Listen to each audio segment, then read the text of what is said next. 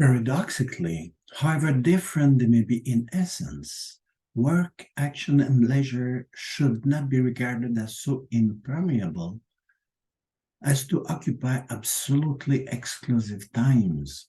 Human history does not have an initial epoch occupied with work, another with action, and then, once accomplished work and action, a time of leisure. On the contrary, work and action constantly demand that we return to them, while they restore and enlarge the oasis of leisure. The 6-day working week being followed or started by a leisure day concretely illustrates that. Moreover, each day of work retains its meaning, belongs to life only by admitting its moment of leisure. One does not pray only on Sunday, but on every day, and at several moments of the day. Even the time devoted to work, inasmuch as its type does not require full focus, allows and calls for mind's leisure. One can pray or reflect or sing while working. The current total work mentality tends to the opposite direction. It wants to rename as work any leisure activity. The artist is very tempted to bind himself to useful works, meaning paying, and to model them to his customers' taste rather than to the requirements of beauty. The parent, the educator, the politician call themselves workers and want to be paid as such. The school, which its name dedicates to a general instruction preparing for leisure, becomes exclusively training in a trade, in a useful technique, and neglects history, literature, philosophy as useless luxuries. The division of time, therefore, not to harden too drastically between work, action, and leisure, also applies to people.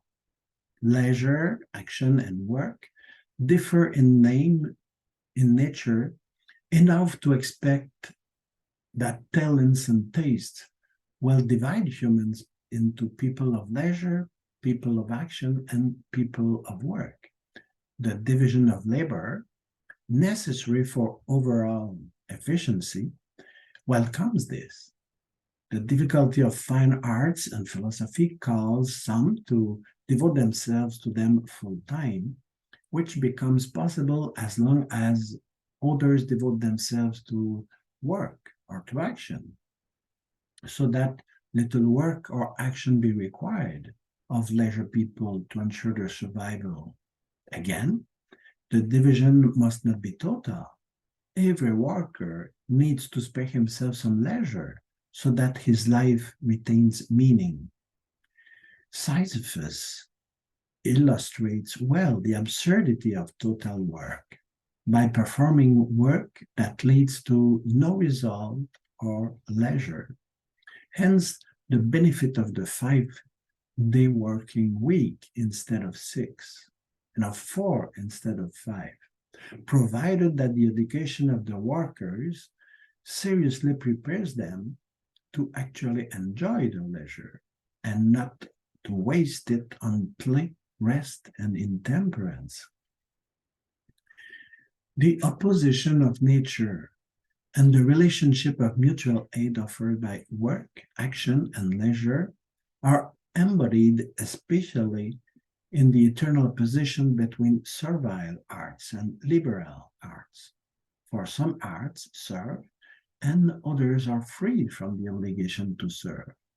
This is to say, some devote themselves to utilities external to them, construction, carpentry, plowing, for example, while others are practiced essentially for their intrinsic interest, music, poetry, sculpture, for example.